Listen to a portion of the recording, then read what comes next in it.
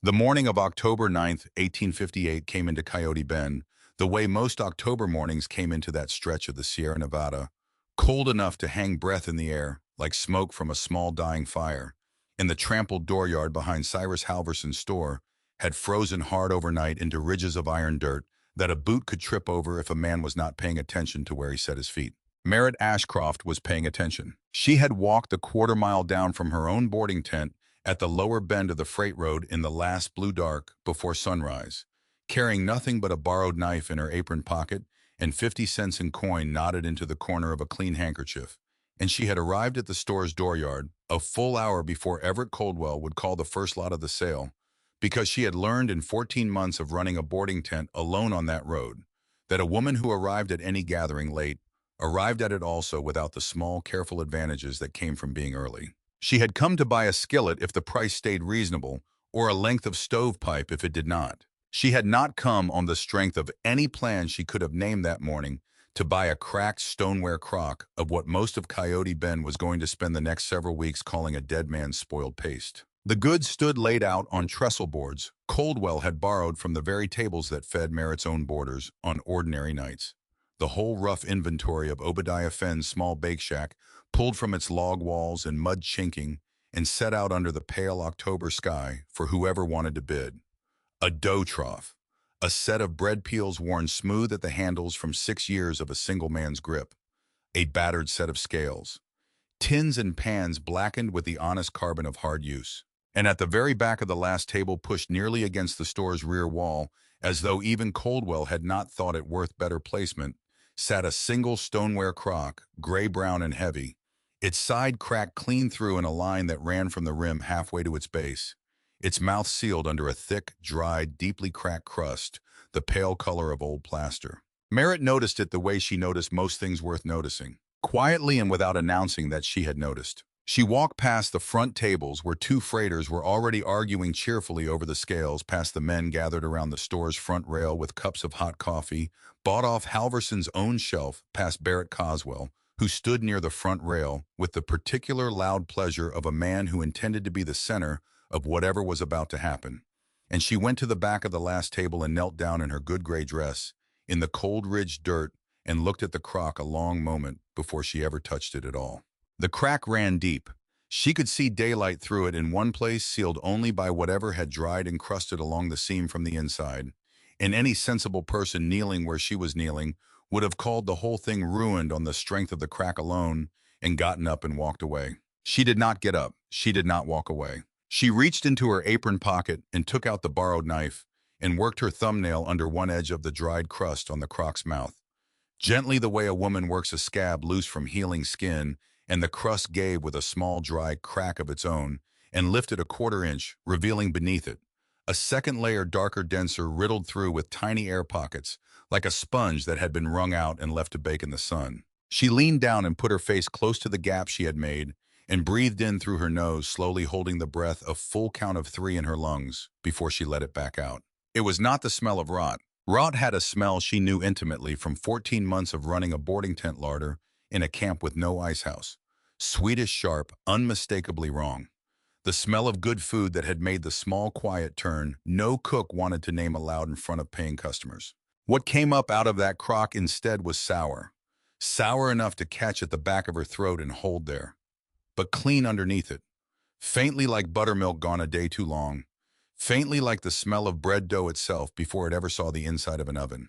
It was, she realized, kneeling there in the frozen dirt, with her breath fogging in the cold October air, almost exactly the smell that used to drift out from behind her mother's kitchen stove on a Tuesday morning in a small crossroads in Missouri.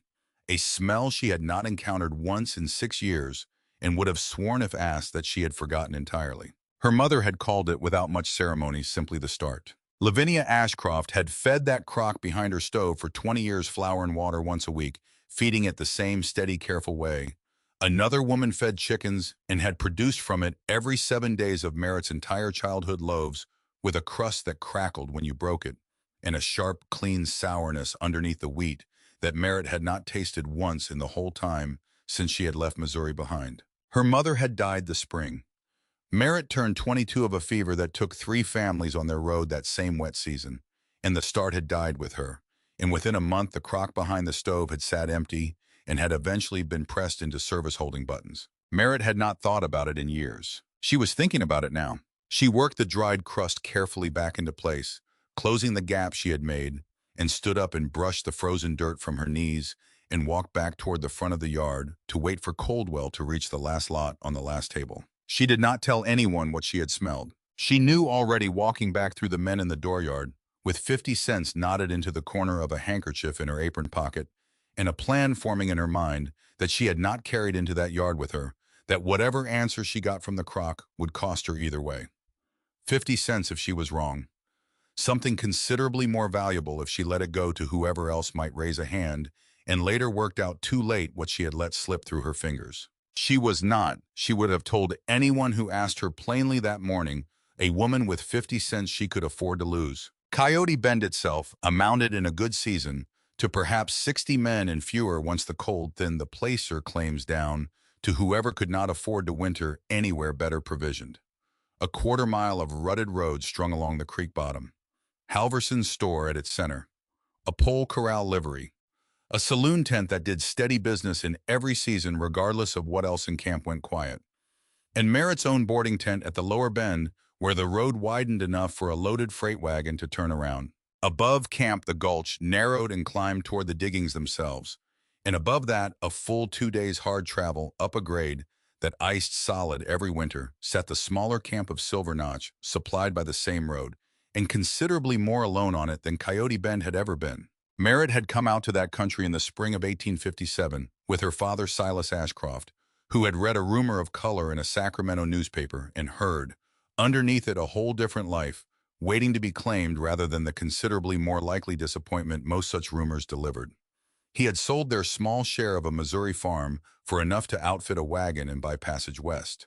And Merritt, 29 that spring, and with no particular reason to stay behind alone, with both parents gone now, had come with him, because the alternative, watching him leave without her, had seemed at the time a good deal harder to bear than the journey itself. He had worked the perseverance claim through that first summer with the same steady, undiscourageable hope he had carried across 2,000 miles of trail. And the rockslide that killed him in January of 1858 had come. The men who found him agreed afterward quickly enough that he likely never understood what was happening at all. A small mercy, the only one Merritt had allowed herself to take from the whole business. She had buried him on a rise above the claim, rather than in the camp's own scattered burial ground below, wanting him somewhere he could go on looking at the horizon he had crossed 2,000 miles to reach, and had stood at that grave a single afternoon before deciding against going home to Missouri, with nothing to show for the trip but a debt and a grief. She had pitched her tent at the lower bend of the Coyote Bend Road within the month because feeding hungry freighters was at the very least work she already knew how to do. That had been 14 months ago. The boarding tent stood at the widest bend of the road, a long canvas structure over a plank floor with 2 trestle tables inside a sleeping loft. She rented out by the night to freighters caught by weather in a cook fire pit out back, where she turned salt pork and beans and coffee into the only hot meal most men passing through Coyote Bend could count on getting. It was honest work, and it paid honest money. $6 to $9 some weeks during the fall freighting season. Nearly nothing in the dead of winter when the road iced over and no wagons came through at all. It had never once in 14 months produced real bread. This was not for lack of trying. Coyote Bend sat the better part of 110 miles from the nearest town, with a store that stocked fresh yeast cakes, and yeast cakes, even when a freighter remembered to carry them, did not survive that road. They spoiled in the heat of September. They froze dead in the cold of December. They arrived on the rare occasion they arrived at all crumbled to a gray paste that raised nothing but a cook's temper. What Coyote Bend ate instead, and every camp up and down that stretch of the Sierra ate the same way, was flat cakes mixed quick with flour and water and fried in grease. Or when a man had saleratus on hand and something sour enough to work against it, a cup of buttermilk or a splash of vinegar, a heavy, faintly bitter loaf that rose only halfway and tasted, Merritt privately thought, like a compromise nobody was satisfied with. Barrett Coswell sold exactly that kind of bread from a plank counter 20 yards up the road from Merritt's own tent alongside flapjacks fried thin and tough as harness leather. And he sold a great deal of it because for 14 months it had been the only bread in Coyote Bend, and a hungry man did not have the luxury of comparing it to anything better. The debt sat behind her that morning as much as her father did. $18.20 extended to her the previous winter by Cyrus Halverson to cover flour and salt pork. Through the lean months entered into his ledger in his own careful, unhurried hand and due whole. He had told her plainly in the late September of that year, by the 1st of April, for he would have no choice otherwise, but to close her credit entirely. 6 months to find the money. 6 months of a freighting season already thinning at its edges. 6 months in which every cent she spent on anything she could not eat or resell was a cent that did not go against that $18.20. 50 cents was by her own honest accounting.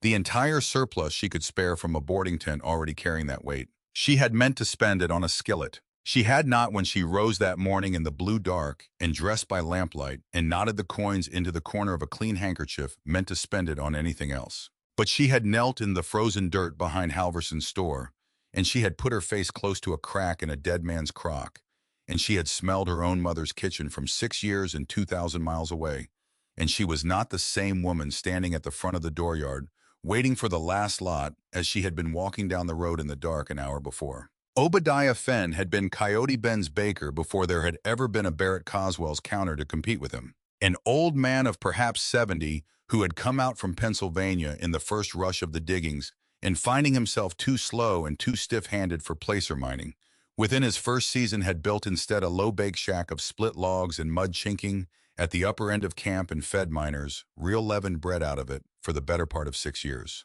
Merritt had eaten his bread exactly twice both times in her first month in camp before her own tent's accounts had tightened enough that she stopped spending money on anything she could make herself cheaply, however poorly. She remembered it exactly as she remembered her mother's. Sharp, clean, alive in a way flat cakes and saleratus loaves were not. Fenn had gone quiet through that second summer, the kind of quiet camps notice about their oldest residents without quite naming it. And by September, he was baking only twice a week instead of daily. And by the last week of September, he had not opened the bake shack in 5 days running. A freighter found him on the 1st of October dead in his own cot of what the camp's rough consensus called simply a bad chest and a hard age. No kin anyone knew of, no will, and a running account at Halverson's store that had gone unsettled for the better part of a year. Camp custom on the matter was neither cruel nor especially sentimental. A man who died owing the only store within 2 days' ride had his effects sold to settle the account. The proceeds beyond that going into a common fund, the camp used for the rare doctor's visit or burial expense. And Everett Coldwell, who kept the camp's rough ledger of claims and disputes and had over 6 years made himself the closest thing Coyote Bend had to an auctioneer, had announced the sale for that second Saturday of October to be held in Halverson's own dooryard, where the goods could be laid out and looked over. Coldwell ran the sale that morning with the rough decency of a man who took no particular pleasure in the work, but understood it needed doing. The dough trough went for $1.10 to a freighter who meant it for watering stock. The bread peels sold for 60 cents. The scales and tins sold in a lot for $1.40. And then he came to the last table. "Last lot," Coldwell called out once the crowd had thinned to the handful of men with nothing better to do than watch a dead man's belongings finish changing hands. He held up the crock in one hand, showing the crack for what it was, holding it away from himself as though the very fact of it embarrassed him slightly. "One stoneware crock, condition poor, contents unknown, and I'll be honest with you all, likely spoiled. Cracked clean through one side. I wouldn't give you 2 bits for it myself. Floor's 50 cents. Do I hear 50 cents?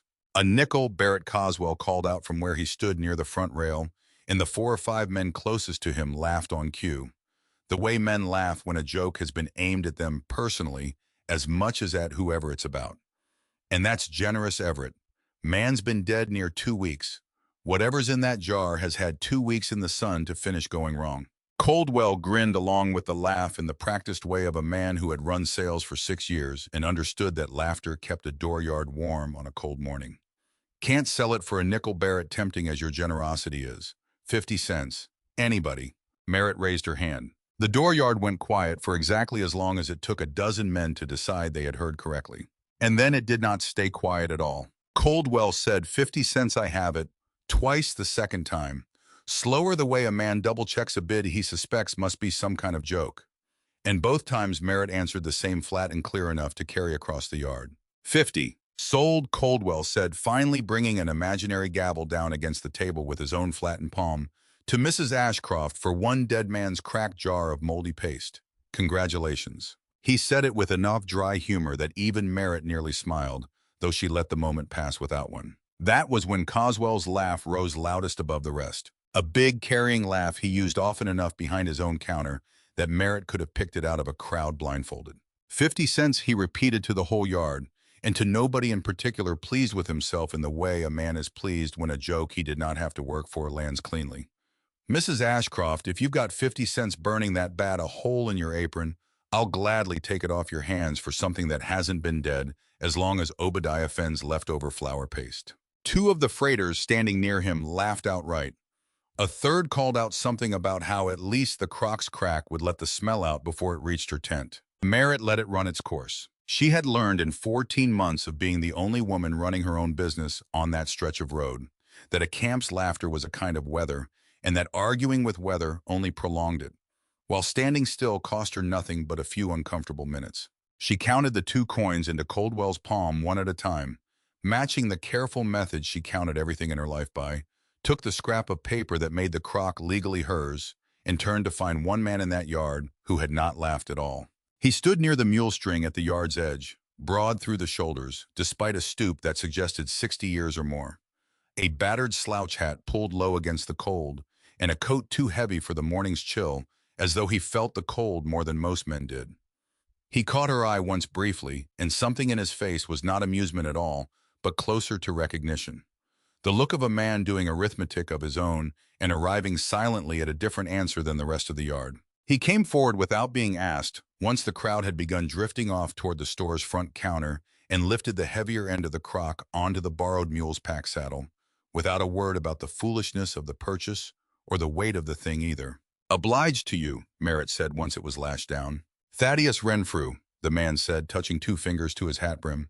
"Freight up to Silver Notch and back most weeks when the road's passable. Cook chuck wagon for 11 years before that down south, before the war with Mexico ever ended and after." He looked at the crock a moment longer in the same slow, careful attention she herself had given it, kneeling in the dirt. "That crack's bad," he said finally. "But a crack in the clay is not the same as a death in what's inside it. Man doesn't die because his house has a crack in the wall."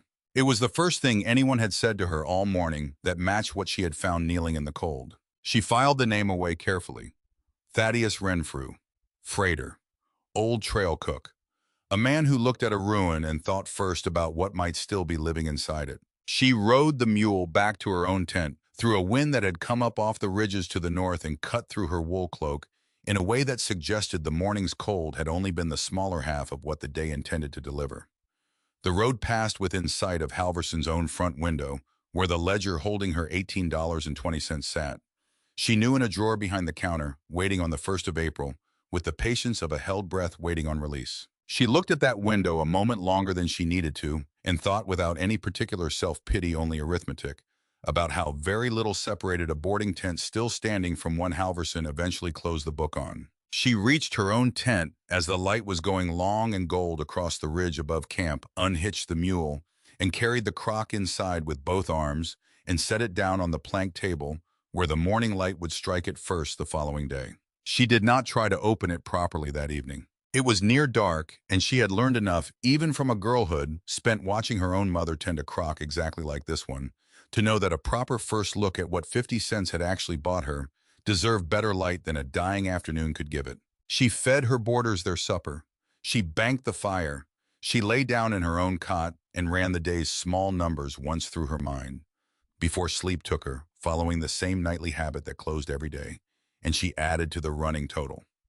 This time, the 50 cents she had spent on a jar, most of the dooryard was still laughing about somewhere in camp that very hour. Sunday morning came in clean and cold, and Merritt carried her coffee out to the plank table before she had finished drinking it, because she had lain awake a good part of the night rehearsing what she might find, and could not stand another hour of the not knowing. She worked the dried crust free, with the same borrowed knife, prying it loose in 3 brittle pieces that came away like the lid of an old paint tin, and looked for the first time in good light at what was underneath. It was not a jar of paste exactly, though she understood at once why every man in that dooryard had assumed it was. What filled the lower two-thirds of the crock was a mass gone hard and cracked and deeply fissured the color of wet sand. Gone dry, pulled away from the crock's sides in places to leave gaps like a dry creek bed in August. She broke off a small piece and crumbled it between her fingers. It did not smell of rot up close in daylight any more than it had in the cold dirt of the dooryard. It smelled sharp and clean and unmistakably faintly of bread that had never quite gotten the chance to become bread. She remembered the shape of what came next, only in pieces, watching her mother's hands in memory rather than her own. Flour and water. She remembered that much clearly.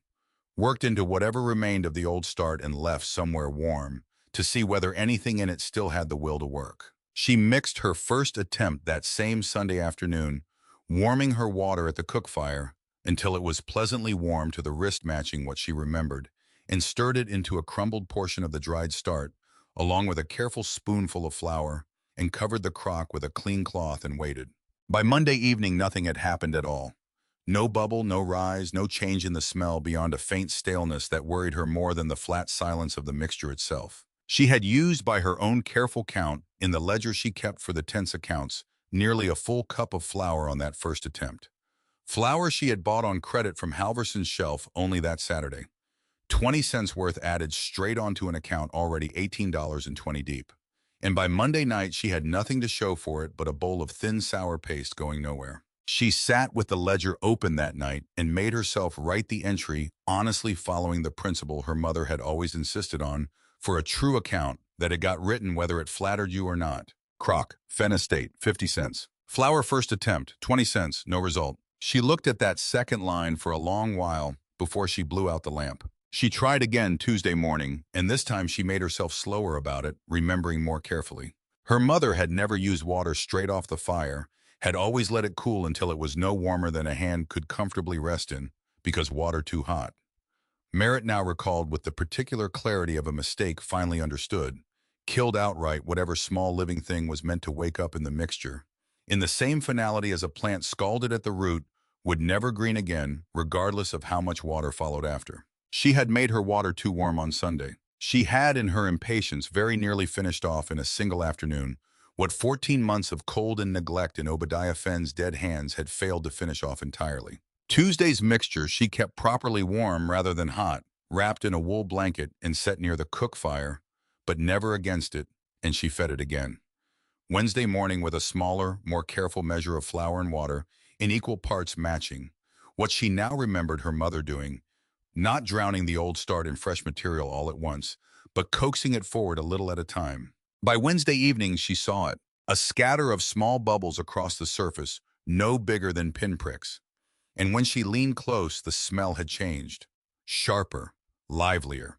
Unmistakably the same lively sharpness she remembered from behind her mother's stove, rather than the flat staleness of 2 days before. She touched the surface with one finger and felt it give slightly the faintest suggestion of texture where there had been none. It was not yet bread. It was not yet anything a stranger walking into her tent could have told her was worth 50 cents, let alone the 20 more she had spent chasing it.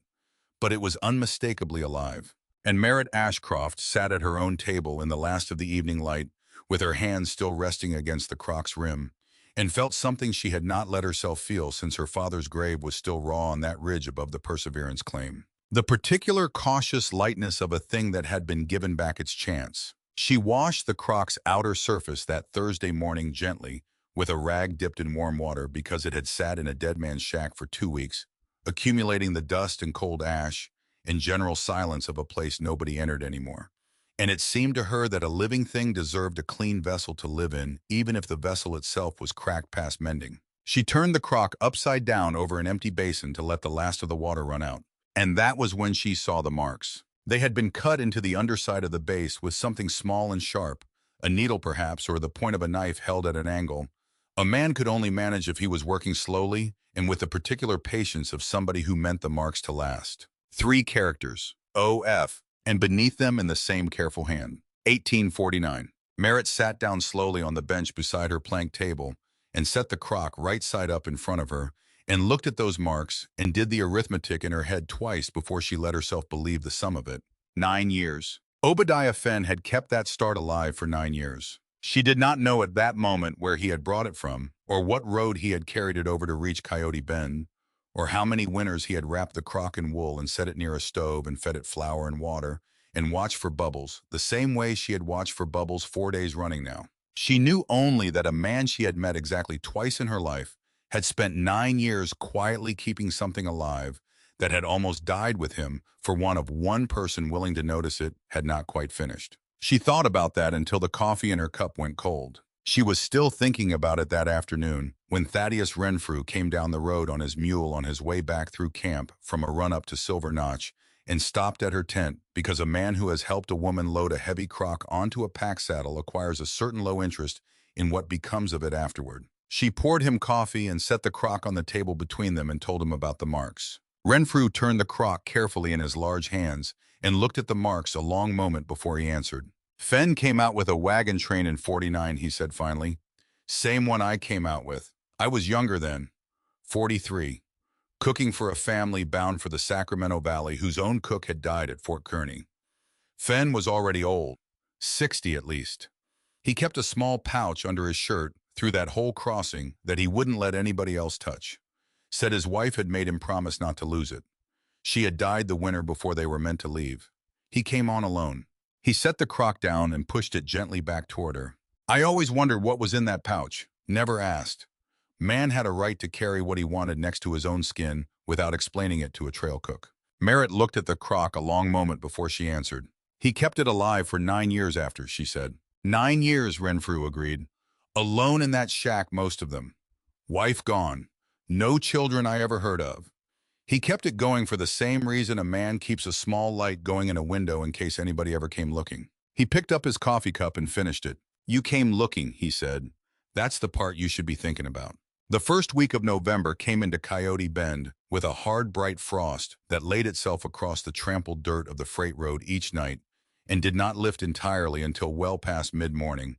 And Merritt Ashcroft woke each of those mornings before first light and went to her crock before she went to anything else, because she had learned in the 2 weeks since Sunday that a start fed at the same hour twice each day worked faster and lived stronger than one fed whenever a cook found the time for it. She fed it before she built up her fire. She fed it before she set the coffee to boil. She fed it before she stepped outside into the cold to see whether any freighters had arrived at the corral overnight who might want breakfast at her tables. By the second week of the month, the start had grown lively enough that she was discarding nearly as much of it each morning as she was feeding, pouring the surplus into a slop bucket she carried out to the compost pile behind her tent, because a crock fed without ever being thinned would eventually grow too large and too sour to work with.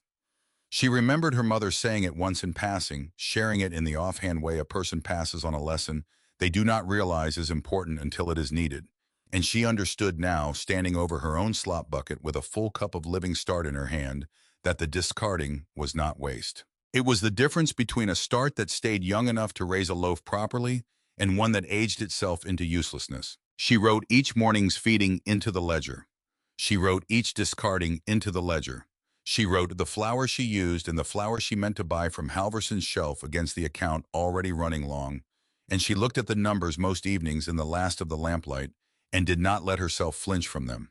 The account stood on the 2nd of November at $18.40, 20 cents worse than it had been on the morning of the sale because of the flour she had used on the first failed attempt. She had 149 days until the 1st of April. She had on paper nothing at all yet to show for the 70 cents she had spent chasing a dead man's crock. She had sitting in a warm crock on a shelf near her cook fire, the only living start within 110 miles in any direction. She did not know yet which of those three facts was going to matter most by the time April came. Word of the crock had reached the rest of Coyote Bend inside of 3 days after the sale, since word of anything unusual traveled that fast on a road with so little else to talk about.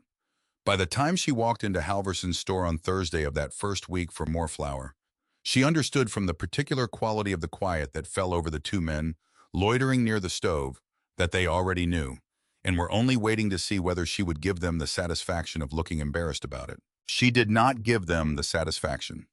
She set a coin on the counter and asked for flour, and Cyrus Halverson weighed it out himself, entering the sale into his ledger with the same careful, unhurried hand he used for every transaction in that store, and then set down his pen and looked at her over his spectacles in a way that told her the conversation was not quite finished. Second time this week you have bought flour and nothing else. Mrs. Ashcroft, he said. Ordinarily, a woman running a boarding tent buys salt pork alongside it or coffee or beans. Flour alone twice tells me you are either baking a great deal more bread than you are selling, or you are feeding that crock everybody's talking about. Both, Merritt said, in a manner of speaking. Halvorson considered that a moment as carefully as he considered most things, weighing it in the balance he weighed flour on. I do not say this unkindly, he said, because I have carried your account 18 months now and never once regretted it. But you owe this store $18.20 due whole by the 1st of April, and every dime you spend on flour for an experiment is a dime further from that number rather than closer to it. I would rather see you clear of debt than watch you chase a dead man's mold jar into a deeper hole. It is not mold, Merritt said. I have smelled mold plenty running a larder in this camp. This is something else. She did not explain further because she had already learned in the 3 days since the auction that an explanation only bought her a longer argument, not a more sympathetic one. Barrett Coswell, seated near the stove with a cup of coffee he had bought off Halverson's own shelf rather than make himself, had clearly been waiting for his own opening. She is raising it like a sick calf, Cyrus, he said, not quite to Halverson and not quite to Merritt either, pitching his voice for a man who means to be overheard by both. Feeding it flour, keeping it warm by the fire. I half expect to hear she has given it a name. I have not given it a name, Merritt said, though I appreciate the suggestion. Camp has already given it one, Coswell said, grinning now, pleased with himself. The boys up at the diggings are calling you the Gulch's own resurrection woman, raising the dead one jar at a time. A couple of the men near the door laughed at that, not with any real cruelty, but with the particular relish men reserve for a joke that costs them nothing, and might, if they are lucky, turn out to be true entertainment for weeks yet to come. Merritt let it pass in the same silence she had used to let the auction yard's laughter pass without argument, because arguing with a joke only fed it. I will take the flour, Mr. Halverson, she said, and I will thank you to keep a running tally of what I owe against it, same as everything else. I mean to settle every cent of it by the 1st of April, same as the rest of the account. I intend to, Halverson said, entering the sale, though I confess I do not yet see how a jar of resurrected paste is going to help you do it. She rode home with the flour balanced across her lap and the running total in her head, climbing past $2. Now all of it spent on an experiment that had produced so far nothing she could point to and call proof. The trouble with Coswell arrived on a Saturday. Merritt was standing at her cook fire out back of the boarding tent, shaping a small test loaf from what little she had by then coaxed the start into producing, when Thaddeus Renfrew came around the side of the tent on foot, rather than on his mule, which was itself unusual enough that she looked up from the dough before he had said anything. Thought you ought to hear it from me rather than from a customer, Renfrew said. He did not remove his hat. He did not accept the coffee she offered. He told her what he had heard at the saloon tent the night before. Coswell had been standing at the bar telling 3 freighters who had just come down from Silver Notch that Obadiah Fenn had died of the same bad chest that killed men in mining camps up and down the Sierra every winter. And that consumption, everybody knew, was a disease that could linger in the small hidden places a sick man had touched with his own hands, and that a woman keeping alive whatever had been left in Fenn's own crock for the last 9 years of his sick and solitary life was not necessarily a woman a hungry freighter wanted to be buying bread from once she got around to baking it. I had said it, Renfrew told her without ever using the word poison directly, because Coswell was not a fool, and knew where the line sat between a rumor a man could later deny and one he could not. He had used instead the words a careful man used, lingering, hidden, a woman keeping alive. The 3 freighters had listened without saying much back. 2 of them had canceled their standing supper orders at Merritt's tent the following morning. The 3rd had asked Renfrew directly on the road up the grade whether it was true. I told him, Renfrew said, that bread starter and consumption do not share a road, and that any man who has spent time around either one of them knows it. But that is one man, I told. Coswell told 3 men in a saloon tent, and by now those 3 have told 9. Merritt set down the ball of dough she had been shaping and wiped her hands slowly on her apron and looked past Renfrew at the ridge above camp, where the last of the afternoon light was catching the tops of the pines. She did not answer for a long moment. She was doing arithmetic of her own. 2 supper orders canceled meant 60 cents a night lost, which meant $3.60 a week if none of them came back, which meant that if the rumor spread even half as fast as Renfrew feared it would, she would lose more against her account by the middle of November than she had spent so far on the entire experiment. She could argue with Coswell directly.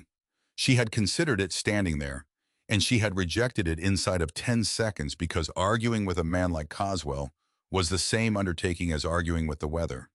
It only prolonged the storm. She could go to each of the three freighters personally. She had considered that too, and rejected it because a woman defending herself against a rumor of sickness sounded, no matter how carefully she chose her words, like a woman with something to hide. What she needed, she understood. Standing there in the cold, with the ridge going gold behind Renfrew's shoulder, was somebody in Coyote Bend whose word carried further than Coswell's, saying plainly and in public that the Crock and its start were exactly what she said they were, and nothing more. She thought about it through the rest of that afternoon and most of that evening. By the time she banked the fire and lay down in her cot, she had a name. Everett Coldwell had run the auction that had made the Crock hers, and he was the same man who had auctioned off every dead miner's belongings in Coyote Bend for the last 6 years, and in the course of that work, he had acquired, without ever formally claiming it, a rough education in what killed men in mining camps and what did not.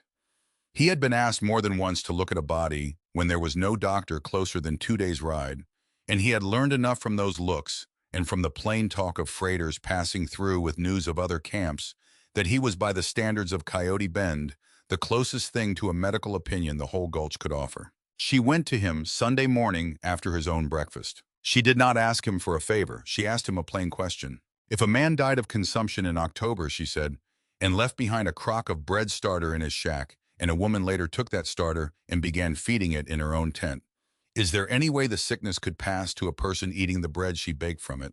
Coldwell looked at her a long moment before he answered. He was a slow, careful man, and he did not answer questions before he had thought them through. No, he said finally. Consumption lives in the lungs and the throat.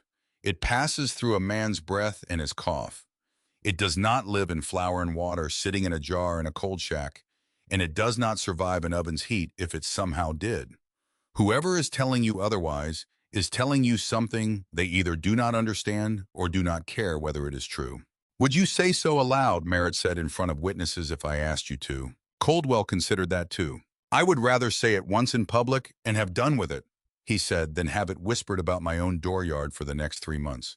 Bring your crock down to Halverson's store this afternoon. I will look at it in front of whoever is there and tell them plainly what it is and what it is not. She brought the crock down that afternoon. Coldwell examined it in front of a small crowd that included Halverson himself, 4 freighters between runs, 2 miners down from claims above camp, and Coswell, who had come in for coffee and stayed when he understood what was about to happen. Coldwell lifted the wooden cover Merritt had made to replace the old dried crust. He smelled the start.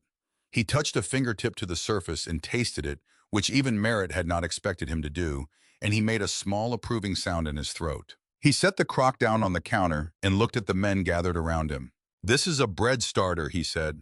Nothing more and nothing less. It is alive the way a barrel of buttermilk is alive. It cannot carry consumption. It cannot carry any sickness that has ever killed a man in this camp or any camp I have ever heard of. Any man who tells you otherwise is either mistaken or lying to you on purpose. I would eat bread baked from this starter without a moment's hesitation, and any of you who will not are the poorer for it. He said it without looking at Coswell. He did not need to. Halvorson entered the whole exchange into his ledger that evening in the small, careful margin he kept for what he called notable matters, because he was a man who understood that a public statement made in his own store on his own counter was itself a kind of transaction and one worth recording. 2 of the 4 freighters resumed their standing supper orders at Merritt's tent the following week. The 3rd came back the week after. The 4th stayed away, but that was, Merritt understood, always going to be the price of a rumor once it had been spoken aloud. Not every man who heard it would hear the correction. Coswell said nothing further about consumption in any saloon tent for the rest of that month, but he did not stop watching her. The oven itself was the next problem, and it was the larger one. Merritt had tried by the middle of November to bake her first true loaves in the cook fire pit behind her tent, using her flat iron skillet and the reflector plate she used for camp cooking, and she had learned quickly what her mother's kitchen in Missouri would have told her without the trouble of the lesson. A skillet gave heat from one direction at a time. A reflector plate gave a little from another. Neither one gave what bread wanted, which was heat that surrounded the loaf evenly on every side, at once steady and sustained the same total enveloping heat a proper oven gave, and nothing else did. Her first attempt at the full loaf came out scorched black across one side, while the inside was still raw dough clinging to the knife when she cut it open. Her second came out better on the outside, but dense through the middle, in a way she remembered her mother's bread never being. She wrote both failures into the ledger. Flour, second attempt, scorched, unsaleable. Flour, third attempt, dense, unsaleable. Two more small sums added to a running total that stood by her own reckoning at close to $2 now spent on an education nobody in Coyote Bend believed she was receiving. She went to find Thaddeus Renfrew on the last Saturday of October back from a freight run up to Silver Notch, unloading grain sacks at the upper end of camp with the unhurried efficiency of a man who had been doing the same motions for the better part of 30 years and saw no reason to hurry them now. "I need to build an oven," she said without much preamble. "A real one, something that holds heat evenly on every side of a loaf, not a skillet and a prayer." Renfrew set down the sack he was carrying and looked at her a moment with the expression she was coming to recognize as his version of genuine interest. "You get that jar working then?" "I did. Figured you might." He wiped his hands on his coat. "Cooked for a cattle outfit 11 years before I ever came out here, like I told you. We built ovens the same way most trail crews built them when we stayed anywhere long enough to bother. Dug a fire pit, lined it with fieldstone for the floor, and built a dome up over the top out of clay and sand, and a good deal of chopped straw worked through it to hold the whole thing together while it dried. Beehive shape. Same design as an old brick oven back east, only made from whatever a place actually had lying around instead of quarried brick. Will it work up here? The ground is half stone as it is." "Better here than most places," Renfrew said. "You have fieldstone enough for the floor and the footing without hauling it far. And there is a clay seam runs along the creek bank below the store. Good red clay, sticky when it is wet. Sand and straw we can manage easy enough." He considered her a moment longer. "It is slow work done right. Man in a hurry ends up with a pile of cracked mud and nothing to show for a week's labor." They began the following Monday, the 1st of November, working through what remained of the mild weather before the mountain winter closed in properly. Renfrew showed her how to build the floor first. A bed of fieldstone laid flat and packed with sand beneath it for insulation, tamped firm until it neither rocked nor shifted underfoot, because a floor that moved once the oven was fired would crack the whole structure from beneath before the dome above it ever had the chance to fail on its own. Over that stone floor, they built a dome-shaped mound of damp sand, packed and shaped by hand into roughly the size and curve. Renfrew wanted the finished oven's interior to hold a form, he explained. They would bury under layers of clay, and then once the clay had cured hard enough to hold its own shape, dig back out again through a single small door, leaving the sand-shaped hollow behind as the oven's true interior. The clay itself was the slower work by far. They hauled it up from the creek bank in buckets, worked it with water on a canvas sheet until it held together without crumbling, then mixed in sand to keep it from shrinking too violently as it dried, and chopped straw worked through by hand until the whole mass held together like a coarse, fibrous dough of its own. Merritt worked the clay with her own hands most of those long afternoons, kneeling on the canvas sheet with her sleeves rolled to the elbow, pressing and folding and turning the wet clay in the same rhythm she had learned to press and fold and turn bread dough on her scrubbed plank table earlier that same month. Renfrew stood over her often and watched and offered a word here and there when she asked for one, but he did not put his hands in the clay himself, except to test a fresh batch by rolling a thumb-thick rope of it between his palms and bending it slowly into a ring. "Clay that cracks badly at the bend needs more water worked through it," he said, "or more time resting under a damp cloth before use. Clay that holds the bend clean with only fine hairline cracks along its outer curve is ready. There is no fixed measure I can hand you. You learn the mixture the same way you are learning that dough of yours, by feeling when it is wrong before you can rightly say why." They built the dome up over the sand form in layers, each layer a few inches thick, letting each one firm before adding the next. Merritt shaped the door opening herself, framing it with a low arch of flatter stone set carefully so the weight of the dome above bore down evenly on either side of it, rather than pressing straight down into open air. The building itself drew its own audience before the oven was ever fired even once. A supply train came through on the 8th of November, 6 heavy freight wagons bound upgrade for Silver Notch, and the claims beyond it, and its arrival was in a camp with little else to mark the passing weeks and occasion.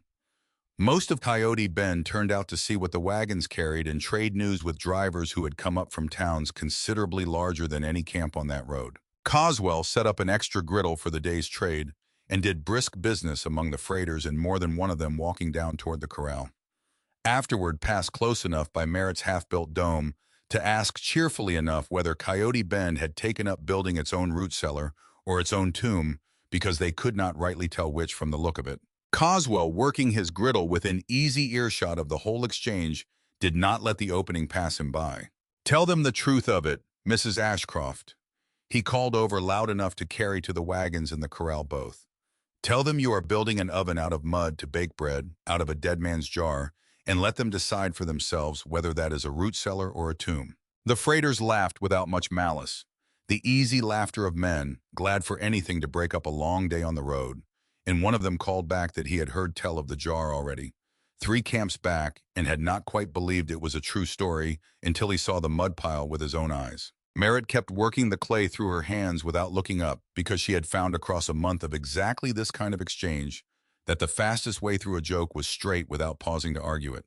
The curing itself undid them the first time. Clay dried too fast. Renfrew had warned her more than once, cracked from the outside in, before the moisture deep inside the walls had any chance to work its own way out. The proper cure took small fires built gradually larger over the better part of a week, coaxing the moisture out slowly rather than driving it out all at once. Merritt understood the warning. She did not in the event have the patience for it that the warning required, because the third week of November brought an early hard frost that threatened, if it settled in for good, to make outdoor clay work impossible until spring, and she pushed the curing schedule harder than Renfrew advised, building larger fires sooner than he thought wise, because she had run the numbers in her ledger more than once that week, and did not see how she could afford to lose an entire winter's baking season to caution. On the 17th of November, with a fire built larger and hotter than any they had yet risked inside the still-curing dome, Merritt heard from inside her own tent 40 yards off a sound like a rifle shot, sharp and sudden, and ran out to find a jagged crack running the full height of the oven's north face, a section of the dome near the crown, sagging visibly inward, and a thin plume of smoke escaping from the new gap where none had escaped before. She stood in front of the ruin for a long moment in the cold evening air, feeling something considerably heavier than the disappointment of a scorched loaf. She had lost, by the time she and Renfrew finished raking the fire out and assessing the damage, the better part of a day's cut and split hardwood burned for nothing. And because she had proofed a full batch of dough that same afternoon, meaning to bake the oven's first proper loaves that very evening, a bowl of dough left standing too long, while they fought the collapsing fire, had gone sour and slack past any hope of saving. Worth, by her own honest count, entered into the ledger that night close to 60 cents of flour and labor combined. Oven, first firing, cracked, dough ruined, approximately 60 cents. Lesson: haste costs more than patience. "Told you it wanted slow fires," Renfrew said without cruelty, surveying the damage by lantern light. "You did," Merritt said. "I heard you. I did not listen closely enough." She allowed herself exactly 2 minutes sitting on the plank bench beside her cook fire in the cold to feel precisely as foolish as Barrett Coswell would have said she was if he had been standing there. Then she got up. Word of the collapse reached Coswell's counter, as word of everything did within a day, and this time the mockery had a harder edge to it than the auction yards had, because a cracked oven was a visible, undeniable failure, in a way a jar of paste quietly working on a back table had never been. "Heard the resurrection woman has built herself a cave to match her jar," Coswell said to a knot of freighters buying flapjacks off his counter loud enough that it reached Merritt's own tent on the wind. Man could lose his whole winter's steak chasing a notion like that. A couple of the freighters' men Merritt had fed 100 times over the past 14 months laughed along with him. One, with the particular weariness of a man who had watched too many camp ventures fail to bet on a new one, suggested to a companion within her hearing that she ought to cut her losses before she poured any more good flour after bad clay. It was, by Merritt's own private accounting that week, the lowest point since the auction itself. She had close to $2 sunk into flour experiments, 60 cents more lost to a ruined batch of dough, a full day's labor and hardwood burned for nothing, a cracked oven standing half collapsed behind her tent as a visible monument to the whole venture's foolishness, and $18.20 still standing against her name at Halverson's store, with the 1st of April drawing steadily closer each day. She sat at her own table that night with the ledger open in front of her, the columns of small, honest losses running down the page, and made herself look at the whole of it plainly rather than flinching from it, because flinching from a bad number had never once in her experience made the number smaller. What she found looking at it plainly was not ruin. It was a mistake clearly identified with a clear enough cause that she and Renfrew could correct it. The dome had failed at the crown, where the walls were thinnest, and the curing fires had reached hottest fastest, not because the method was wrong, but because she had rushed a process that punished rushing. They rebuilt through the last week of November this time, thickening the crown by a full 2 inches beyond what the first attempt had used, and firing it with small contained fires no larger than a cook fire. For the first 4 full days, increasing the size, only gradually watching the walls for the faint moisture steam that told them the clay was still drying rather than yet ready for real heat. It held. By the 2nd of December, the oven had taken 11 days of patient graduated firing without a single crack, showing anywhere along its walls, and Merritt judged it at last, ready for its first true test. Renfrew had taught her the old trail method for judging an oven's heat without any thermometer to rely on. Build the fire full and hot inside the dome itself for the better part of 2 hours, until the soot blackening the oven's interior walls burned away entirely, and the stone and clay beneath showed pale and clean, nearly white in the firelight. Rake the coals and ash out, then every ember sweep the floor clean with a wet cloth tied to a long pole, and toss a small scoop of flour across the swept stone. Flour that blackened and smoked instantly meant the oven ran too hot yet for bread, and needed a few minutes more to ease back. Flour that browned slowly evenly, taking a slow count of 10 or 12, before it caught color at all, meant the heat sat exactly where bread wanted it.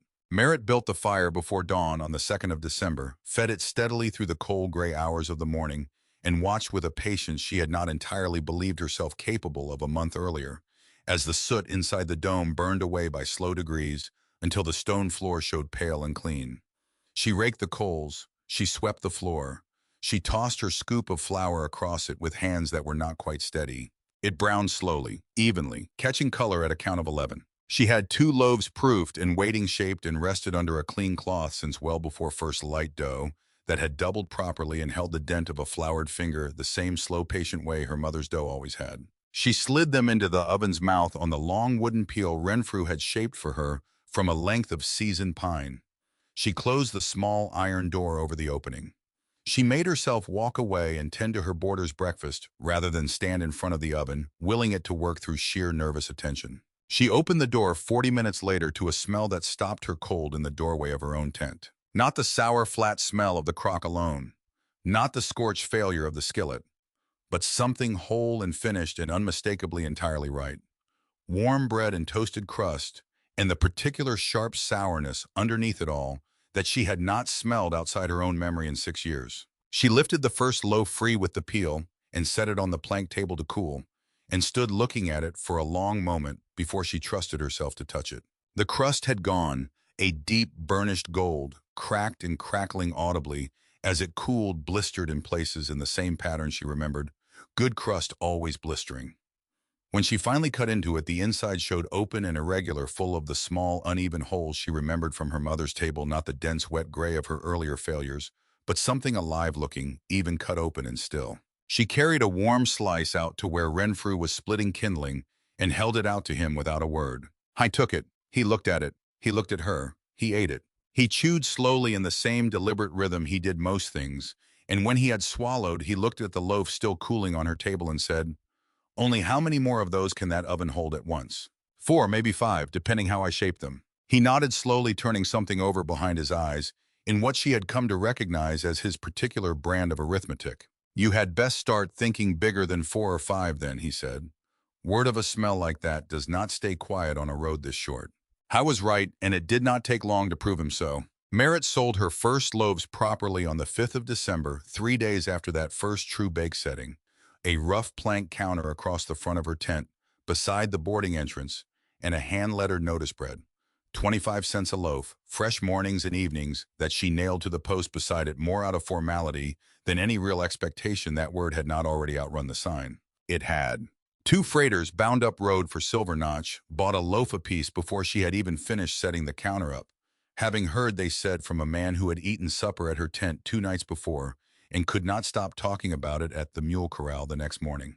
By the 2nd week of December, she was selling out most mornings within an hour of the first batch coming out of the oven, and baking a second batch most afternoons to meet an evening trade that had begun, to her genuine surprise, to include miners who lived and worked well up the gulch and had no particular reason to pass her tent at all, except that they had started making the walk deliberately. She kept the numbers with the same careful method. She kept every number that mattered to her. 9 loaves sold the first day, 14 the second, 22 by the end of that first full week. The 25 cents a loaf, accumulating into figures that felt after weeks of watching only debts and losses climb strange and unfamiliar in the best possible way.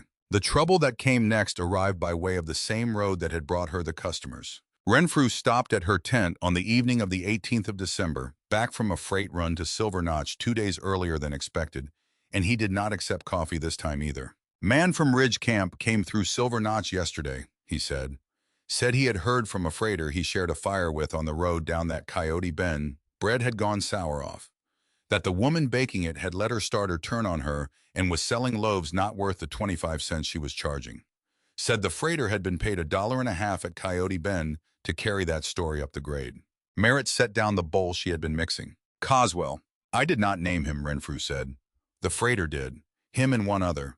2 men, 50 cents apiece and a promise of more if the story took." She stood a long moment looking at the bowl in her hands and did the arithmetic without needing to write it down. 50 cents apiece to 2 freighters was $1.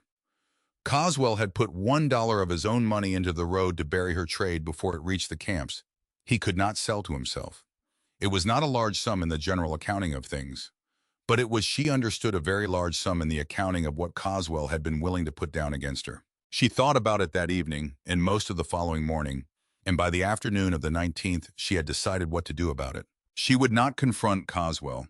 She would not ride up the grade herself to correct the story. She would not send Renfrew to do either one on her behalf. She would sell each of those 2 freighters a cup of her starter at a dime, a cup the same price she was already charging the miners up the gulch who came asking for it, and she would let each of them carry the starter back to his own home camp and feed it there and taste for himself 3 days later what came out of it. She would let the bread argue with the rumor. The first of the 2 freighters came through Coyote Bend on the 22nd of December on his southbound run, and Merritt walked out from her tent as his wagon slowed at the corral and asked him plainly whether he would like to buy a cup of her starter for a dime to carry back to his own camp. Cook along with a loaf of the bread it made so he could see whether it was worth the 25 cents or not. I looked at her a long moment. I gave her the dime. I took the cup, packed carefully in a small tin she sold him for another 5 cents, and the loaf, and he rode out of Coyote Bend without saying much of anything. And Merritt turned back to her tent and went inside, and did not let herself think about it further because there was no way to hurry a man's own 3-day education in what living starter could do. He came back on the 29th, northbound this time on his return run. He stopped his wagon in front of her counter without dismounting and looked down at her and touched 2 fingers to his hat brim. "I owe you an apology, Mrs. Ashcroft," he said, "and I owe you an order. Camp cook up at my home camp baked 6 loaves off that cup you sold me, and there was not a scrap of any of them left inside of 2 days. Boys up there want to know if you can spare enough starter to send back regular. And they want to know if you will sell loaves through me on the northbound run, wrapped tight enough to hold 2 days on the road." She sold him 12 loaves that morning at 25 cents apiece.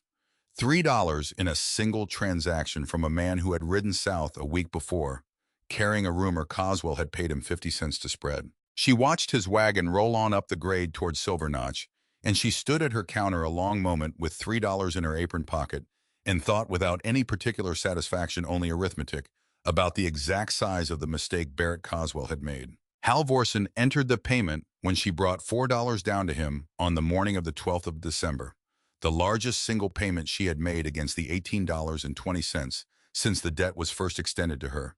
And he set down his pen after entering it and looked at her over his spectacles with an expression she had not yet seen him wear in her direction. "I confess, Mrs. Ashcroft," he said, "I did not expect to be entering a payment this size against your account before the new year, let alone before the first thaw. I said as much to my own wife not 2 weeks past when the talk of your oven collapsing first reached the counter. I nearly proved you right." "The oven cracked the first time we fired it," Merritt said. "Cost me the better part of a day's wood and 60 cents of good dough. And yet here we are." Halvorson set down his pen. "I will say this much plainly because I think you have earned a plain word rather than a polite one. I extended you credit 18 months ago because I judged you a woman who paid what she owed, not because I had any particular faith in a boarding tent surviving a second hard winter on this road. I did not extend it expecting bread. I am glad to have been wrong about the shape the repayment would take. Merritt walked home in the last of the afternoon light with $14.20 still standing against her name, and the running total of everything the 50-cent Crock had already returned to her sat in the pocket of her apron in coins she had earned herself. And she understood, walking past Barrett Coswell's silent counter, with its steadily thinning line, that the question of whether she would clear the debt by the 1st of April was no longer the question she had gone to the auction yard asking. The question now was what she would do with the Crock once the debt was paid. The first week of January 1859 came into Coyote Bend on the back of 4 storms in 10 days, each one heavier than the one before it. And by the morning of the 11th, the freight road above camp lay buried under 4 feet of new snow, packed hard by the wind that had followed each fall, and no wagon had come down off the grade in 6 days. Merritt Ashcroft had known before the first storm arrived that a winter this hard was possible. She had heard the freighters talking about it through November. The old men among them who had wintered on that road 8 and 9 times running, now saying the ridges were holding more snow already at Thanksgiving than they usually held by Christmas, and that a man who did not lay in his flour and salt pork by the 1st of December was a man who would be eating short by February. She had laid hers in. She had, by the 28th of December, brought her account at Halverson's store down to $11.20 on the strength of a second payment of $3 made 2 days before Christmas, and she had brought it down further to $8.40 on the 14th of January, on the strength of a third payment of $2.80, made after the first 3 storms had blown through, and the trade at her counter had, if anything, thickened rather than thinned, because a camp snowed in for a week was a camp that wanted real bread on a table more than ever. She was baking 60 loaves some mornings now. She was feeding the starter 3 times a day rather than twice, because a Crock that had once produced enough for her own household could no longer keep pace with what her counter needed unless she pushed it harder, and the Crock had answered the pushing in the same steady, willing way. A strong animal answers steady work, growing stronger rather than tiring. She had, on the morning Thaddeus Renfrew came down out of the passes on the 12th of January, more real trade running through her tent than at any point in the 15 months since she had first pitched it at the lower bend of the road, and she had begun to allow herself in the last quiet minutes of each evening before she banked the fire the private thought that she was going to clear the debt before the 1st of April with more room to spare than she had once dared imagine. Renfrew arrived at her tent on foot, leading his mule. The mule was gaunt with the particular hollow-flanked weariness of an animal that had spent 2 full days breaking trail through drifts that came up past its own belly, and Renfrew himself was gray about the mouth and stiff through the shoulders in a way Merritt had not seen him before, and he did not accept the coffee she poured him at first. He set his hat on the plank table and sat down on the bench across from her, and he looked at the Crock on its shelf for a long moment before he looked at her. "Silver Notch has no bread," he said. She waited. He told her. Malachi Doone had died of a bad lung the week before Christmas. Same illness that had killed Obadiah Fenn. Same winter sickness that took old men in mining camps up and down that country every year, of a cold that settled deep, and then a cough that did not clear, and then a fever nobody could bring down. Doone had cooked for the camp of Silver Notch for 4 winters running. He had kept a living starter of his own in a covered crock in his cook shack, brought up out of Sacramento in 1855, fed twice a week the same casual way most trail cooks fed a starter, and never with any particular ceremony about it. The starter had died in the cold shack in the 10 days between Doone's own death and the moment somebody thought to go in there and see what had become of it. Nobody in the camp knew how to bring it back. Nobody in the camp had thought to bring it out of the cold shack and into a warm one before those 10 days had done their work. The camp's supply of saleratus had run out before Christmas. The camp had 11 men wintering in it. Flour enough for all of them to see them through to spring, salt pork and beans and coffee enough. But no leaven of any kind since the 21st of December, and no way to make more, and no road down off the grade for the next 6 weeks at least, if the winter ran ordinary, and considerably longer if it did not. "They are not starving," Renfrew said. "There is food, but 11 men eating scorched flat cakes twice a day for 3 weeks running in cold like this, with no real bread and no real spirits either. I have seen camps come apart over less. Man needs something in a winter besides bare survival, or the winter starts to work on him in ways that have nothing to do with his stomach." He picked up the coffee finally and held the cup between both hands and did not drink. There is a young one up there, he said. 19 years old. Kettering. Josiah Kettering. Placer hand out of Ohio. He has not come down to the mess shack in 4 days now. The others have been carrying flat cakes into him and setting them beside his cot, and he has not been eating them. He has not been eating much of anything. He is not sick exactly. The other boys looked at him and could not name what was wrong.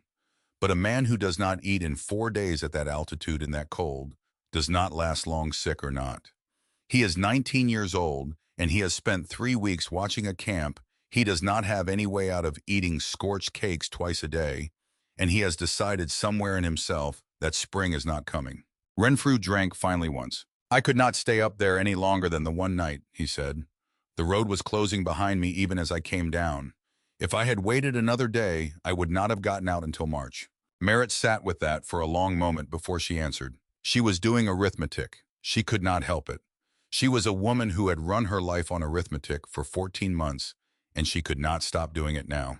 $8.40 still standing against her account at Halverson's store.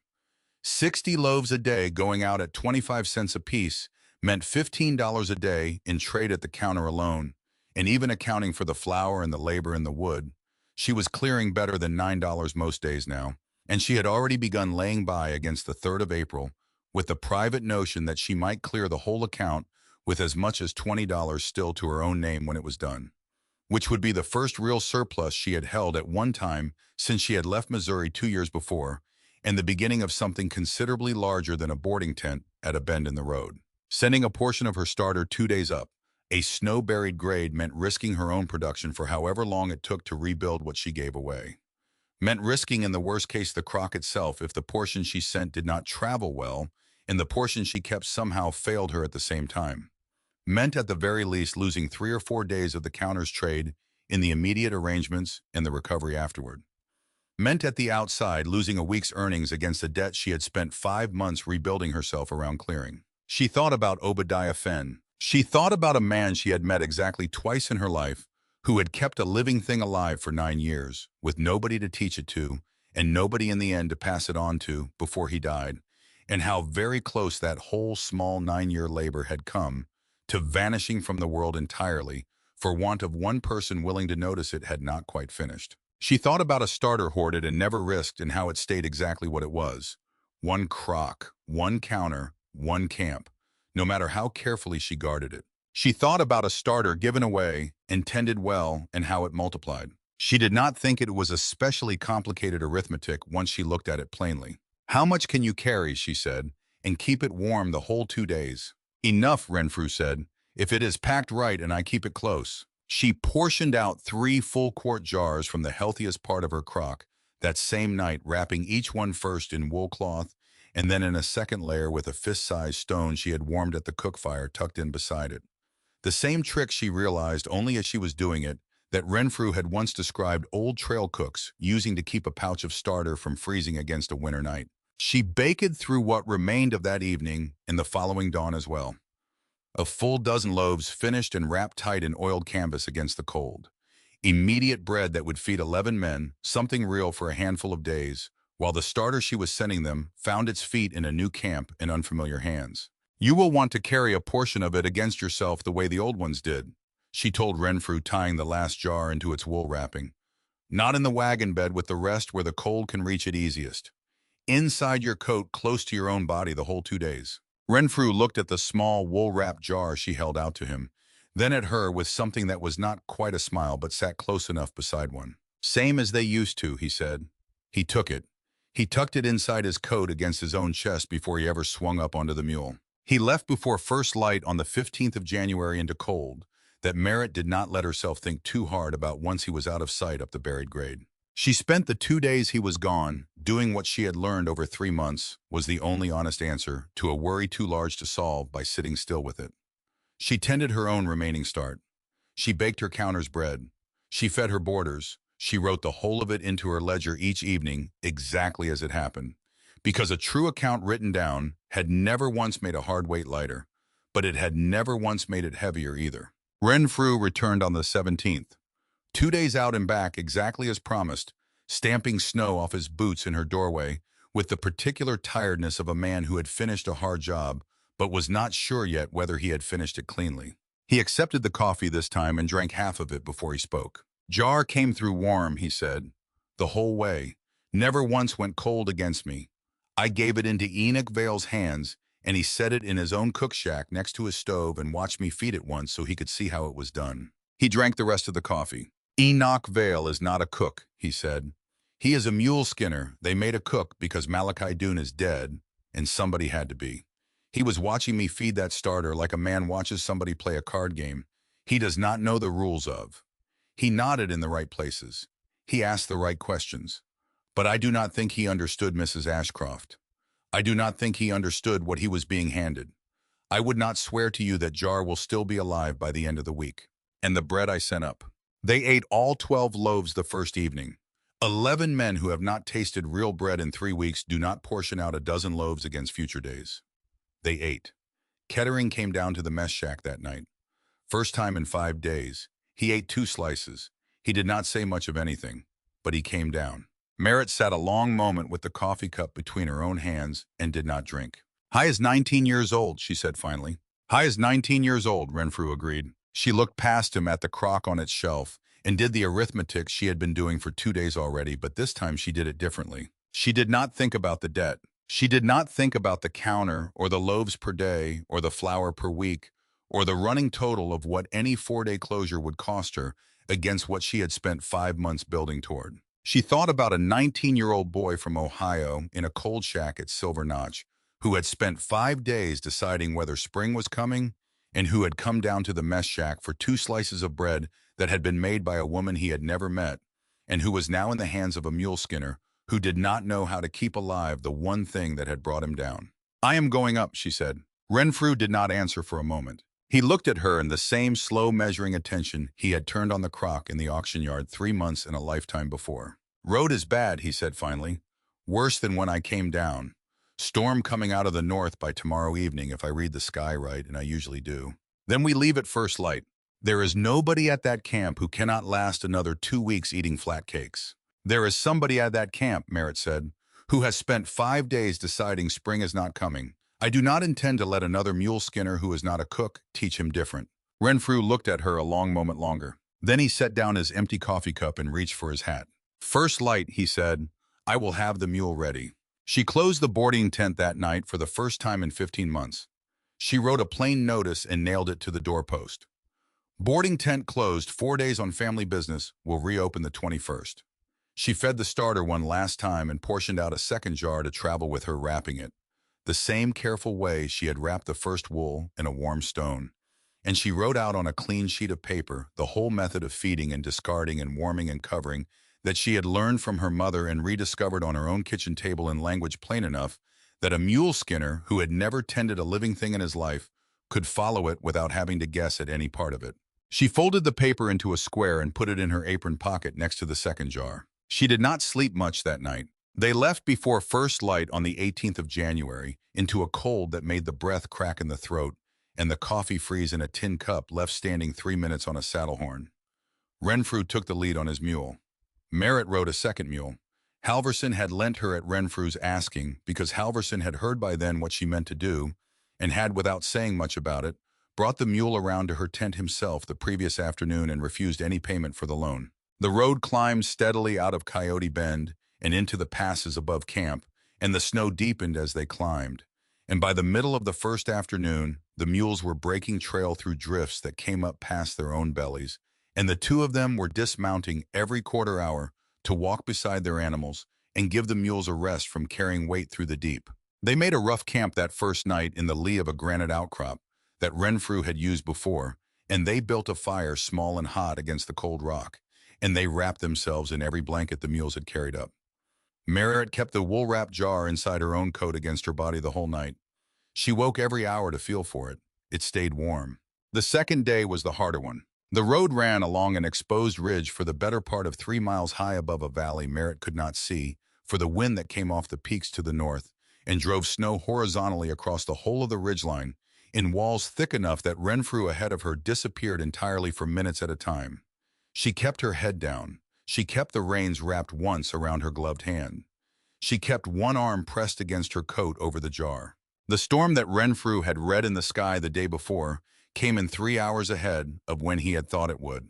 It came in fast. The wind rose from what had been a steady moan to something that shrieked, and the snow that had been falling in walls became snow that came at them nearly horizontal, from 3 directions at once, and Renfrew's mule ahead of her put a foot into a snow-covered fissure in the ridge rock she had not been able to see, and the mule went down onto its front knees, and Renfrew went sideways off the saddle and into a drift on the downhill side of the road that swallowed him entirely for the space of 3 long seconds before she saw the crown of his hat again. Merritt was off her own mule before she had thought about it. She went down the slope of the drift after him on her hands and knees, breaking a trail with her own weight, and she found him halfway to his elbows in packed snow, with his hat still miraculously on his head, and his mule down, but not injured, standing already on its own, with the reins trailing loose. She got his arm across her own shoulders. She got him back up onto the road. I was breathing hard, and his color was bad, and he had wrenched something in his shoulder that would keep him one-handed for the better part of 2 weeks, but he was on his feet. And when she pressed her free hand against her own coat to check the jar, she felt the give of stone against her ribs that told her the crock had cracked along one side. It had not shattered. She did not stop to open her coat to look at it. She got Renfrew back into his saddle. She caught up her own mule. She got both animals turned back into the wind and moving forward again, because standing still on that ridge in that wind was the one thing that would kill them faster than moving.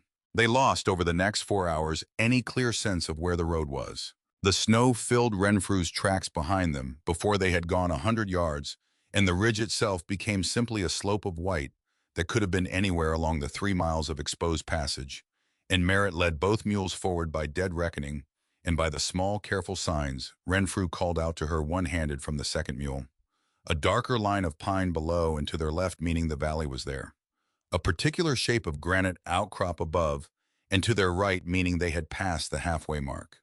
A shift in the wind's direction from full northerly to slightly east of north, meaning they had cleared the worst of the ridge. They came down off the exposed passage at what she guessed was near 4 in the afternoon into the thin shelter of a stand of lodgepole pine that broke the wind for the first time in 5 hours, and Renfrew slumped over his saddle horn, and Merritt reached inside her own coat and drew out the wool-wrapped jar. The crock had cracked along a single line from rim to base.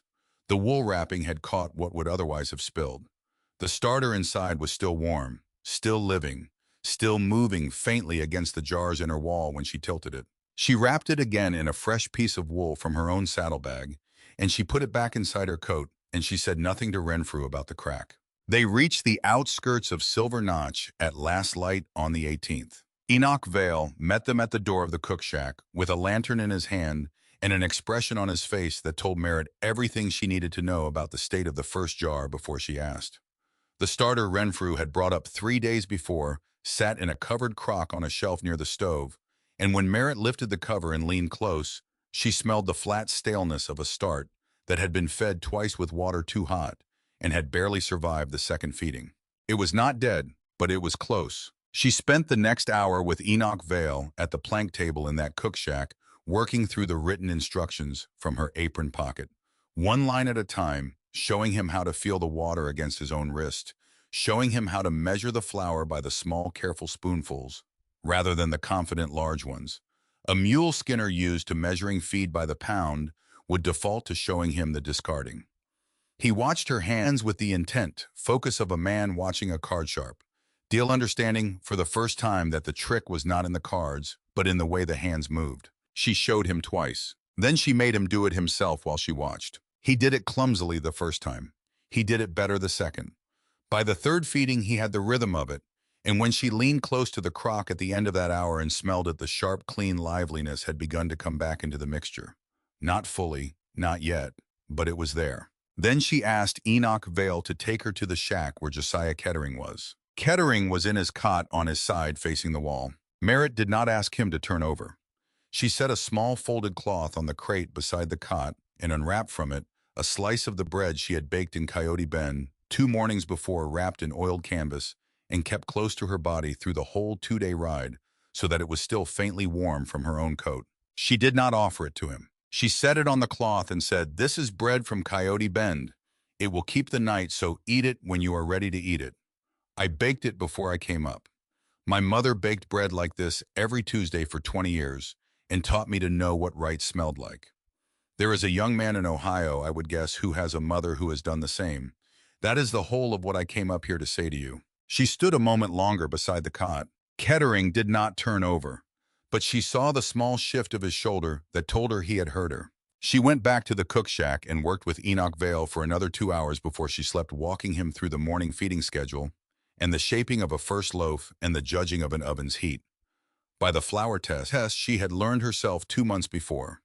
She stayed a full day past what she had told her boarders.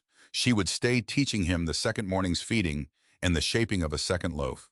And when she and Renfrew rode out of Silver Notch on the morning of the 20th into weather that had cleared enough to make the descent possible, Enoch Vale stood in the doorway of the cook shack with a covered crock in his hands that had begun again to smell right, and he raised the crock toward her in something between a wave and a salute. She did not see Josiah Kettering that morning. She did not need to.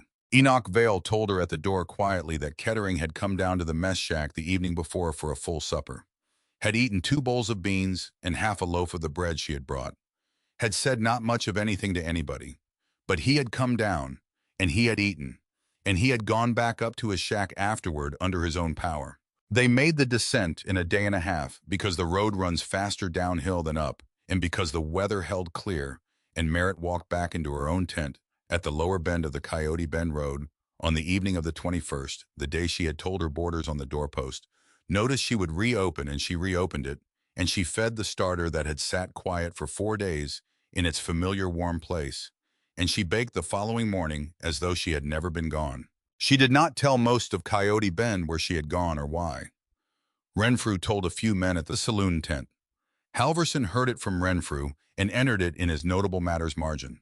Coswell heard it from somebody, though not from Merritt, and did not say anything about it at all in her hearing that whole last week of January. Word travels down a road faster than a rider does in the end. By the middle of February, freighters coming through Coyote Bend from camps she had never heard of were stopping at her counter and asking for a cup of starter and a loaf of bread, and mentioning as they paid that they had heard about a boarding tent woman at Coyote Bend who had ridden 2 days through a January storm with a jar of living starter in her coat to keep an Ohio boy at Silver Notch from deciding spring was not coming.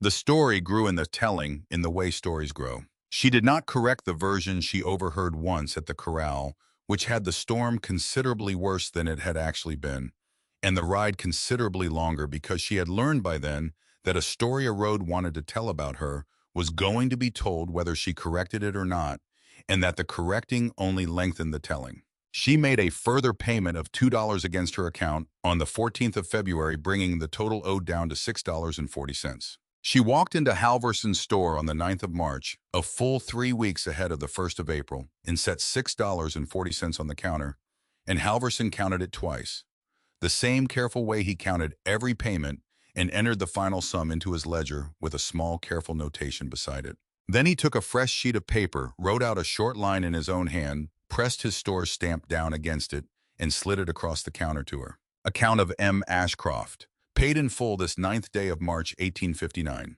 She folded the paper and put it in her apron pocket. She turned to leave. "Mrs. Ashcroft," Halverson said. She turned back. He had reached into the drawer behind the counter and drawn out a second sheet of paper.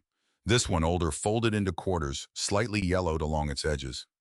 He set it on the counter between them and pushed it gently toward her without opening it. "Obadiah Fenn came in here the last week of September," he said. "About 10 days before he died. He was not walking well by then.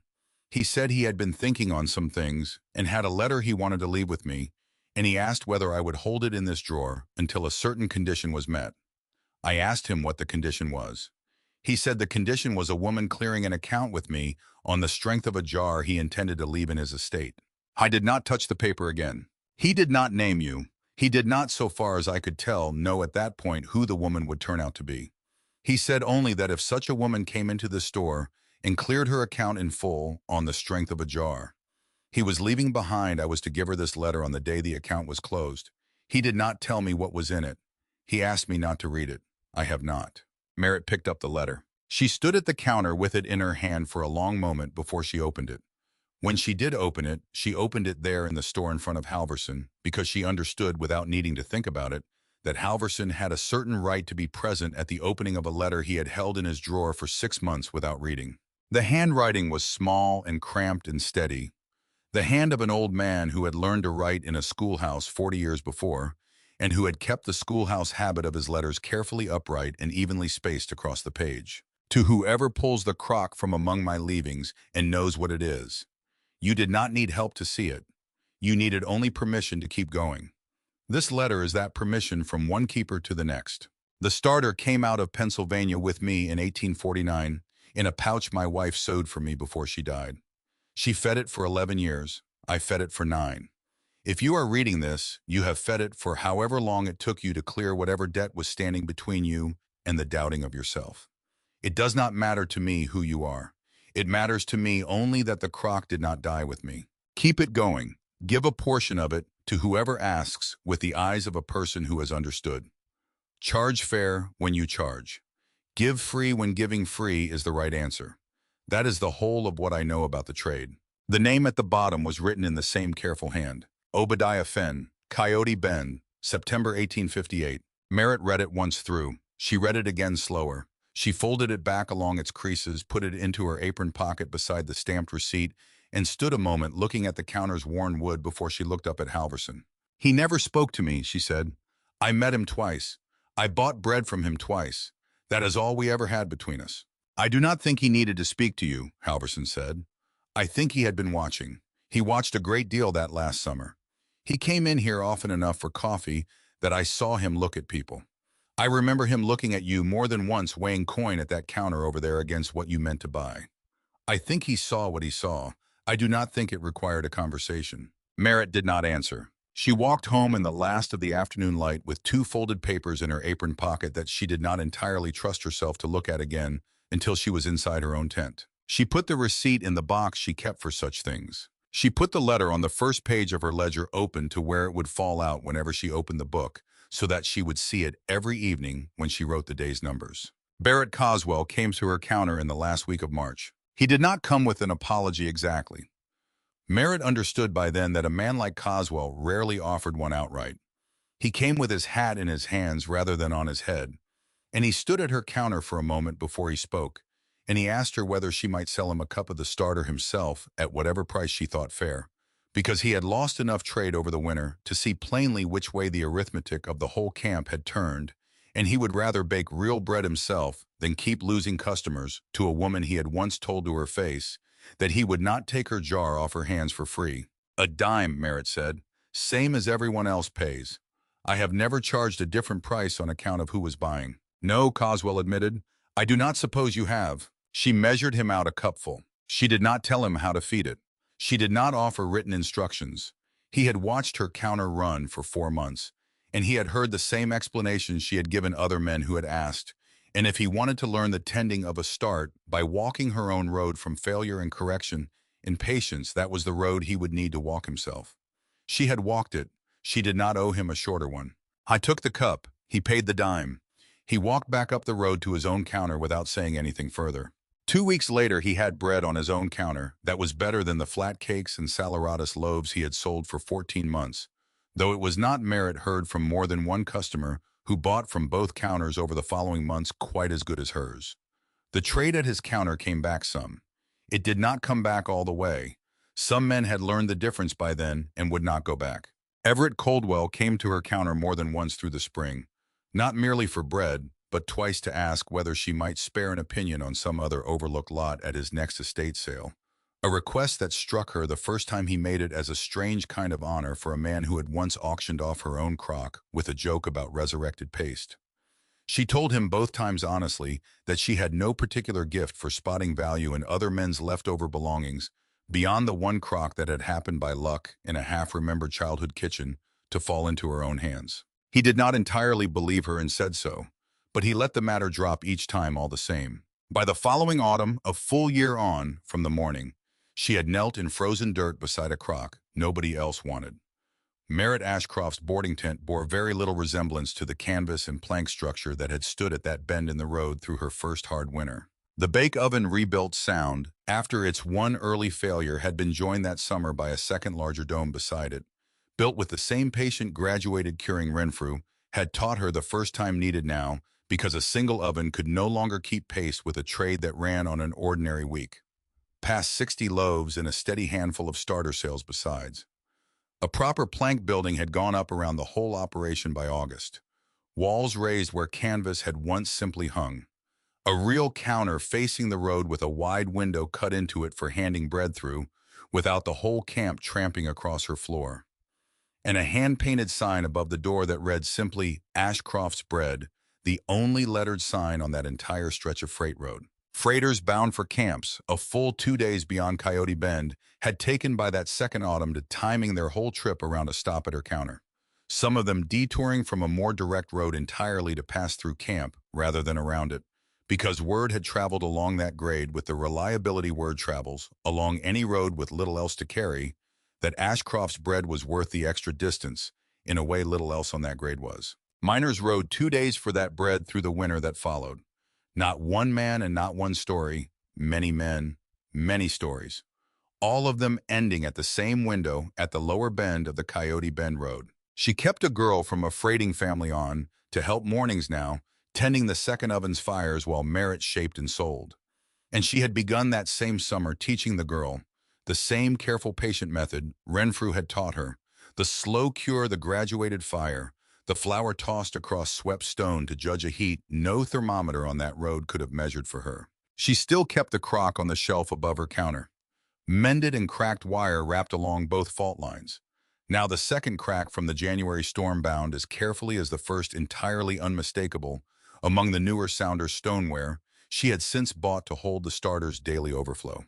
Because she had decided sometime in that first hard winter that she liked having it where she could see it. It would have been easy enough to retire it, to transfer the living start into something whole and unblemished, and let the old cracked original sit forgotten in a corner. She never did. She told Thaddeus Renfrew once, and hardly anyone else, that it seemed a poor way to treat the one thing in Coyote Bend that had never once in the whole of that hard winter let her down. The letter from Obadiah Fenn stayed folded on the first page of her ledger, where she had put it the day Halverson gave it to her. She read it once or twice a month, most months, before she closed the book at the end of an evening. Not because she needed reminding of what it said. She had it by heart within a week of first reading it. She read it because reading it was a way of keeping the man himself alive, at the edge of her attention, a 9-year keeper who had chosen in the last month of his own life to pass permission forward to a woman he had barely met on the plain. Faith that the right person would come find the crock, and that the crock would know its own keeper when she arrived. On a clear evening in September, with the light going long and gold across the ridge above camp in the same slow amber wash, it had held the very evening she had first carried the crock home. Merritt stood in the doorway of her own bakehouse and watched a line of 6 miners waiting patiently at her window for the last batch of the day. Freight wagons stood hitched along the road behind them. The whole scene lit warm and amber by the low sun and the glow of the oven's own banked coals through the open door behind her. She had sold by her own count that week past 90 loaves in 6 days and cleared in the 15 months since she had first paid 50 cents for a jar. Nobody wanted considerably more than she had once believed a boarding tent on that road could earn in a lifetime. She had not set out that October morning to become the reason men rearranged a freight schedule. She had only meant to buy a decent skillet with 50 cents. She had gone home instead with considerably more than she had bargained for, and that she had come to think was very nearly the whole of the lesson worth passing on to any keeper of any small living thing in any camp at the far end of any road on any winter yet to come.